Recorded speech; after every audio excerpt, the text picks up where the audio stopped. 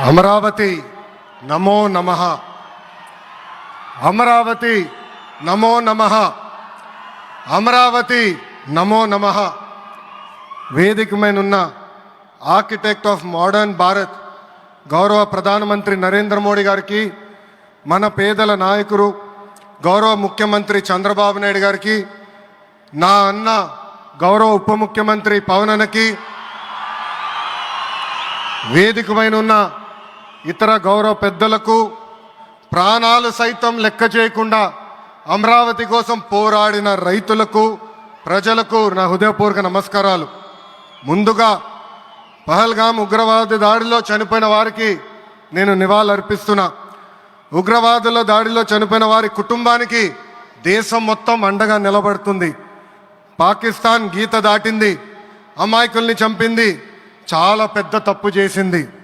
ఒక్క పాకిస్తాన్ కాదు, 100 పాకిస్తాన్లు వచ్చినా భారతదేశ నేలపై మొలిచిన గడ్డి కూడా పీకలేరు. 100 పాకిస్తాన్లకు సమాధానం చెప్పే ఒక్క మిసైల్ మన దగ్గర ఉంది. ఆ మిసైల్ ఏంటో తెలుసా? నమో గౌరవ ప్రధానమంత్రి నరేంద్ర మోడీ గారు. సింహం ముందల ఆటలు ఆడకూడదు, ఆడితే ఏమవుతుంది?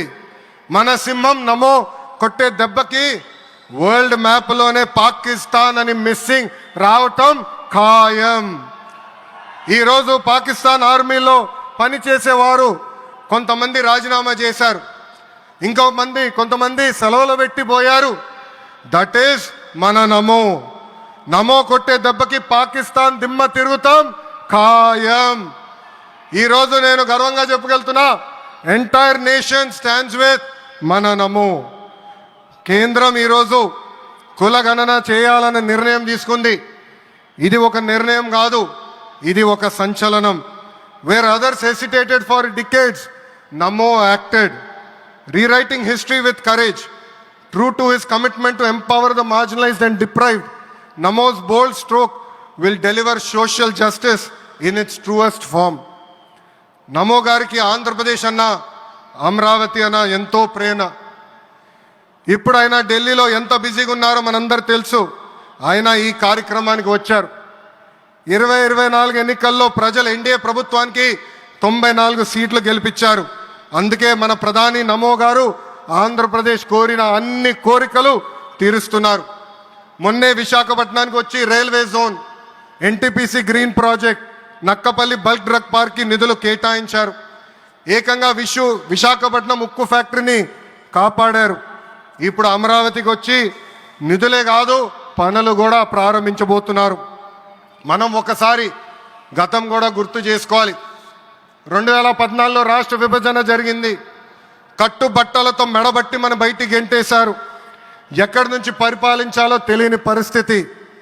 కానీ మన సిబిఎన్ గారికి సంక్షోభాలు కొత్త కాదు. ఒక పక్కన సంక్షేమం, మరో పక్కన అభివృద్ధి చేసి చూపించారు. అందరి ఆమోదం తెలిపిన తర్వాతనే అమరావతి రాజధానిగా ప్రకటించారు. రైతులు చేసిన త్యాగం వల్ల ఈరోజు అమరావతి ఏర్పడింది. ఒకే రాజధాని, అభివృద్ధి, వికేంద్రీకరణ అనే ఎజెండాతో మన ప్రభుత్వం ముందరికెళ్ళింది. రాయలసీమను ఎలక్ట్రానిక్స్, ఆటోమోటివ్, రెన్యూవబుల్ ఎనర్జీ హబ్గా తయారు చేశాం.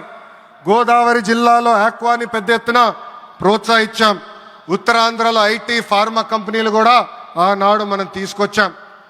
కానీ 2019 నుంచి 24 వరకు విధ్వంస పాలన మనం చూసాం. మన సిబిఎన్ పై ఉన్న వ్యక్తిగత కక్షతో అమరావతిని చంపేయాలని చూశారు. ఒక్క ఇటుక కూడా పెట్టకుండా 3 రాజధానులంటూ 5 సంవత్సరాలు గడిపేశారు. 8 ఏళ్ల పిల్లోడి దగ్గర నుంచి 80 సంవత్సరాల వృద్ధుడు వరకు జై అమరావతి అంటూ జెండా బతుకుని రోడ్డు పైకి వచ్చి ధర్నాలు చేస్తాం, పోరాటాలు చేస్తాం, మనందరం చూసాం. జై అమరావతి అన్నందుకు రైతులకి సంఖ్యలేశారు. జై అమరావతి అన్నందుకు మహిళా రైతుల్ని పోలీస్ బూటులతో తన్నిచ్చారు. జై అమరావతి అన్నందుకు రైతుల్ని ఏకంగా పెయిడ్ ఆర్టిస్టులు అన్నారు. ఎన్ని అరాచకాలు చేసినా అమరావతి రైతులు తగ్గేదే లేదన్నారు. 1631 రోజుల పాటు అమరావతి ఉద్యమం కొనసాగింది. 2070 మంది రైతులు చనిపోయారు. సుమారుగా 3,000 మంది రైతులపైన ఆనాటి ప్రభుత్వం దొంగ కేసులు పెట్టింది. ఎన్ని కుట్రలు చేసినా జై అమరావతి అన్న నినాదం ఆపలేకపోయారు.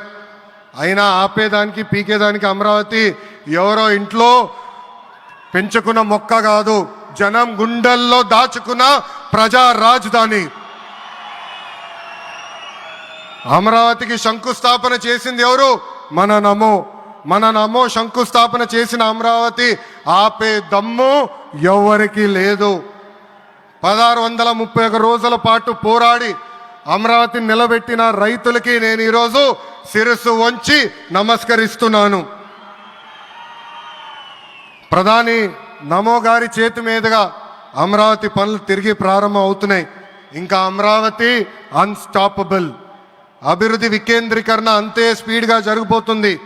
Polavaram, Visakha steel plant, Bhogapuram airport, Prakasam జిల్లాలో CBG plant, Kurnool high court bench, ఇలా అన్ని కార్యక్రమాలు జెట్ స్పీడ్తో జరుగుతాయి. ప్రజాప్రభుత్వం ఏర్పడిన 10 నెలల్లోనే 8 లక్షల కోట్ల పెట్టుబడితో వాటి ద్వారా 5 లక్షల మందికి ఉద్యోగాల అవకాశాలు కల్పించడానికి అనేక నిర్ణయాలు మేము తీసుకున్నాం, ఒప్పందాలు కుదిరించుకున్నాం. అంతేకాదు 16,347 పోస్టులతో మెగా డిఎస్సి నోటిఫికేషన్ కూడా ఇచ్చాం. 5 ఏళ్ళలో ప్రైవేట్ రంగంలో 20 లక్షల ఉద్యోగాలు కల్పించాలని ఒకే ఒక లక్ష్యంతో ఈ ప్రజాప్రభుత్వం పనిచేస్తుంది. ఆంధ్రప్రదేశ్లో ఇప్పుడు డబుల్ ఇంజిన్ సర్కార్ ఉంది. 2 పవర్ఫుల్ ఇంజిన్లు. ఒక పక్కన మన నమో, మరో పక్కన మన సిబిఎన్ గారు. అభివృద్ధి సంక్షేమం అనేది జోడెద్దుల బండి. ఎన్ని ఇబ్బందులు ఉన్నా సంక్షేమ కార్యక్రమాలు అమలు చేస్తూ అభివృద్ధి పరుగులు పెట్టిస్తున్నారు మన సిబిఎన్, మన పవన్ అన్న. ఇంకా మనకి తిరిగే లేదు. ఇది తెలుపుకుంటూ గౌరవ ముఖ్యమంత్రి గారు ఎప్పుడూ మన పైన ప్రేమ చూపిస్తూనే ఉన్నారు.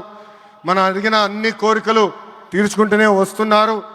నాకు తెలిసినంత వరకు ఏ రాష్ట్రాన్ని కూడా గౌరవ ప్రధానమంత్రి గారు ఇన్నిసార్లు వెళ్ళింది లేదు. దానికి నేను హృదయపూర్వక ధన్యవాదాలు తెలుపుకుంటూ జై అమరావతి, జై అమరావతి, జై అమరావతి, జై ఆంధ్రప్రదేశ్, జై ఆంధ్రప్రదేశ్, జై ఆంధ్రప్రదేశ్. నరేంద్ర మోడీ గారి నాయకత్వం, నరేంద్ర మోడీ గారి నాయకత్వం, చంద్రబాబు నాయుడు గారి నాయకత్వం, పవన్ అన్న నాయకత్వం. జై హింద్. అద్భుతం. ఒక ఉత్తేజపూర్వకమైనటువంటి ప్రసంగాన్ని అందించారు శ్రీ లోకేష్ గారు. ధన్యవాదాలు.